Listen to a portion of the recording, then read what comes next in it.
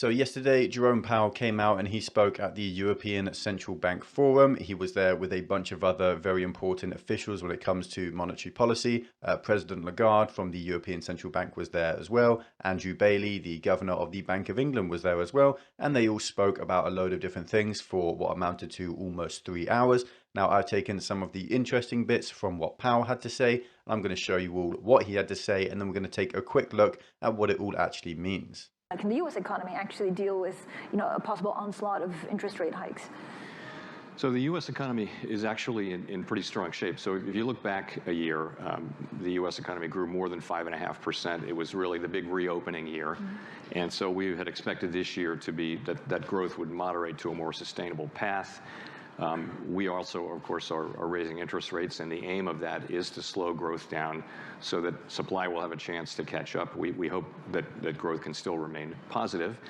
But if you look at the strength of the economy, households are in very strong financial shape. They've still got a lot of excess savings from forced saving from not being able to travel and things like that, and also from fiscal transfers. So households are overall, not every household, and not the ones at the lower end of the income spectrum, but overall in strong shape. The same thing is true of businesses. Very, very low rates of default and things like that. Lots of cash on the balance sheet. The labor market is tremendously strong, still averaging very, very high job growth per month. So overall, the U.S. economy is well positioned to withstand tighter monetary policy, we think. But is it automatically a trade-off between fighting inflation or taking care of the economy? And how far are you willing to go with interest rate hikes? So I guess I'd say it this way. Our aim is to have growth moderate. It's sort of a necessary adjustment that needs to happen so that, again, supply can catch up. It could be supply of workers. It could be time for the supply chains to improve. So the sense of that is that if we can get, right now, supply and demand are really out of balance in many parts of the U.S. economy, labor market being a big example of that. We need to get them better in balance so that inflation can come down. And that's the aim of what we're doing. Now, we don't have precision tools. Obviously, monetary policy, famously a blunt tool. That is our aim. That is our intention. We think that there are pathways for us to achieve that, to achieve the path back to 2% inflation while still sustaining a strong labor market. We believe we can do that. That is our aim. There's no guarantee that we can do that. It's obviously something that's going to be quite challenging, and I would also say that the events of the last few months have made it significantly more challenging, thinking there particularly of the war in Ukraine, which has added tremendously to inflationary pressures around food and energy commodities and agricultural chemicals and industrial chemicals and things like that. So it's gotten harder. The pathways have gotten narrower.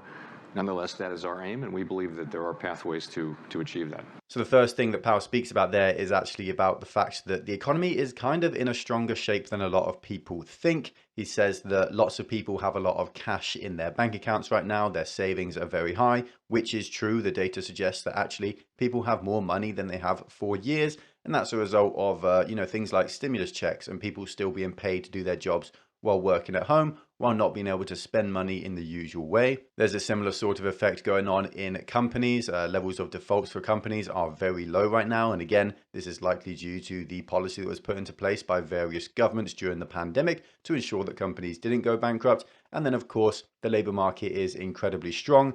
Strong is a little bit of a rough word there. Tight is probably a more accurate word because really that's what it is. It's really hard to find good, solid employees at the moment. So Powell is basically saying that these things mean that actually the economy can take a hit to lower inflation without this being a major problem. Now, he does need growth to lower in order to lower inflation, which is true, but he's not aiming for negative growth. He isn't actively trying to push the United States into a recession. He's just trying to moderate the growth that it's seeing to try and moderate inflation as well. Now, honestly here, those are very fair points that he made there, but I do think he's a little bit optimistic. He didn't talk or establish the idea that actually mortgage payments are going up at ridiculous rates. And with interest rates sitting at around 6.5% for the average mortgage right now, people looking to move into new homes are going to seriously struggle, and the housing market is going to struggle as well. He didn't talk or mention anything about the fact that consumer confidence is at rock bottom levels, and that's something that has been shaking markets entirely themselves. But in fairness, he is held a little bit at ransom here. He can't exactly come out and say that the economy is in a tough space and that raising interest rates likely will push it into a recession, because that would garner widespread criticism, and basically the government institutions would act to stop him from doing his job, which right now is to tame inflation, not to nurture the economy. Paul Krugman, I think on Friday, said that the number one risk to the US economy is that the Fed could overdo it because inflation could come down as quickly as it went up. Is that really possible?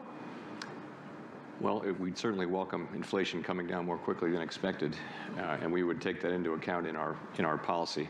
So look, as I mentioned earlier, we're very strongly committed to using our tools to get inflation to come down. The way to do that is to slow down growth, ideally keep it positive, and as I mentioned, supply and demand get back into balance. So that's what we're trying to accomplish. Is there a risk that we would go too far? Certainly there's a risk. But I wouldn't agree that it's the biggest risk to the economy. I think that, the bigger mistake to make, let's put it that way, would be to fail to restore price stability. And it's to what Augustine was speaking to earlier. A low inflation environment or regime is what we've had, and that is one in which inflation is low and no one pays any attention to inflation, and that's called rational inattention, because it doesn't matter.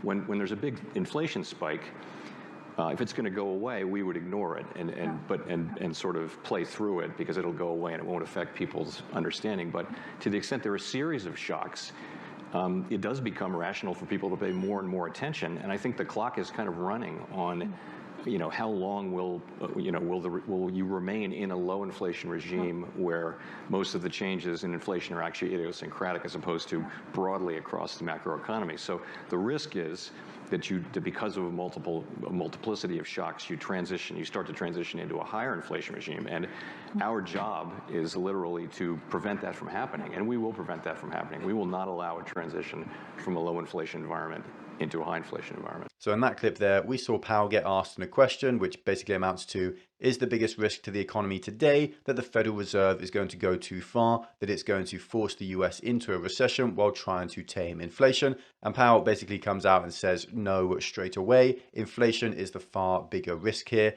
that not to deal with this inflation would be absolutely critical and it would be devastating to the economy itself. And he is 100% right here. A lot of people seem to have got it into their head that actually inflation isn't a major problem and that we can live with high inflation as long as the economy keeps churning along. But this is the kind of thing that sends socialist countries to the doghouse time after time. Inflation itself destroys businesses, it destroys consumer confidence, and it turns into a recession on its own. And so if we don't deal with it, it will deal with us. He also notes how actually high inflation is a really unusual situation for us. We haven't really seen inflation of these levels for 40 to 50 years in most modern world Western countries. And that means that actually everyone's a little bit out of practice. No one's really sure 100% how to act. That's why we saw the Federal Reserve, the Bank of England and the European Central Bank act so slowly to come out and actually fight this, because they thought that we were sort of past inflation in our economy's day and age. They thought that this was just a transitory spike and that it wouldn't last, which of course turned out to be wrong.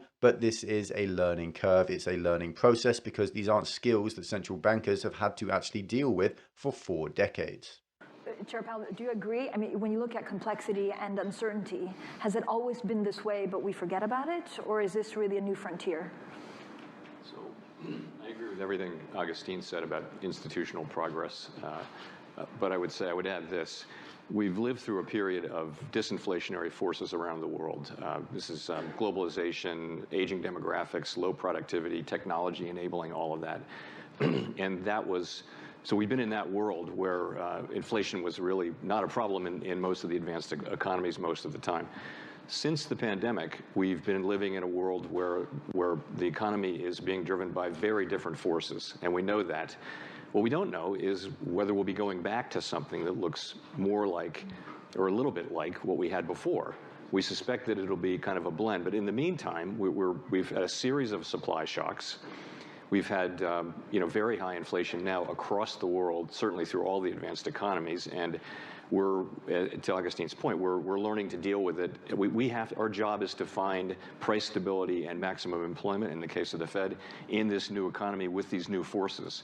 And it is a very different exercise than the one that we've had for the last 25 years. Nonetheless, the goals are the same. Now, finally there, Powell talks about this idea that we might be entering into a new economy and that it isn't 100% sure that the Fed can revert things back to the 2010s, where we saw low inflation and high growth. He notes the idea that actually supply chain disruptions are getting worse, not better, still to this day, and there's a decent chance that they stay disrupted and that there remains a supply side crisis for years on into the future. That may become a part of the new economy. Now, again, here, these are very fair points. It's very difficult to see where the economy is going because we don't have much of a precedent to look back onto. Modern monetary theory hadn't really been tried before the prior few years, and now we have tried it and we've seen that it goes bad, but we aren't exactly sure how it's going to evolve from this point forward.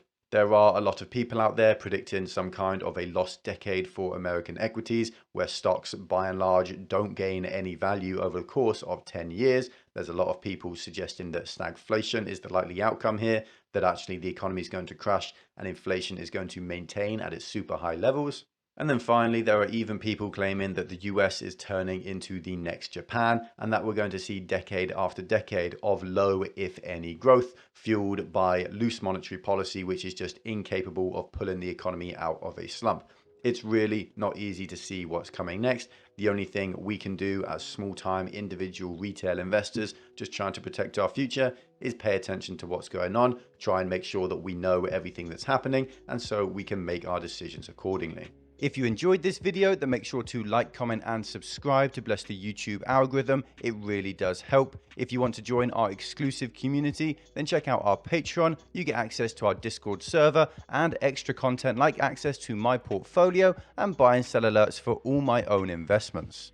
Also, make sure to check out the link in the description to Masterworks. It can help you protect your portfolio against market turmoil through fractional shares of art from world-famous artists. Art has historically proven to be uncorrelated to the markets, so it's a really valuable resource with the markets falling every week. There's also a link in the description to I Trust Capital, which helps you to invest in crypto through your tax-advantaged IRA, which could literally save you thousands. If you, like me, think crypto going down is a buy-in opportunity, then now is the perfect time to join I Trust Capital. Thank you all for watching. Stay stoic. Until next time.